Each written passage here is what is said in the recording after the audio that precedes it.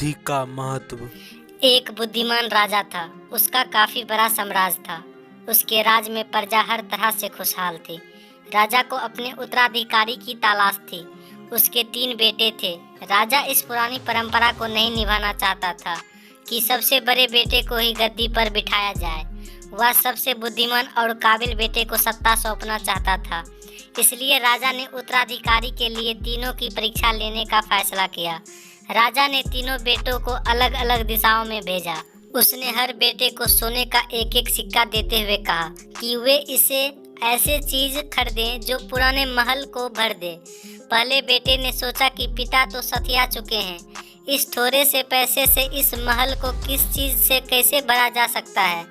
इसलिए वह एक मैखाने में गया, शराब पी और सारा पैसा खर्च डाला।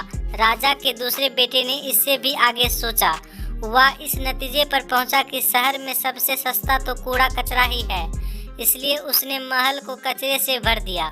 तीसरे बेटे ने 2 दिन तक इस पर चिंतन मनन किया कि महल को सिर्फ एक सिक्के से कैसे भरा जा सकता है। वह वाकई कुछ ऐसा करना चाहता था जिससे पिता की उम्मीद पूरी होती हो।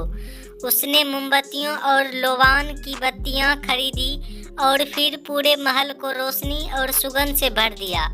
इस तीसरे बेटे की बुद्धिमानी में खुश होकर राजा ने उसे अपना उत्तराधिकारी बनाया। इस हिंदी कहानी से हमें यह सीख मिलता है कि बुद्धि से कुछ भी पाया जा सकता है।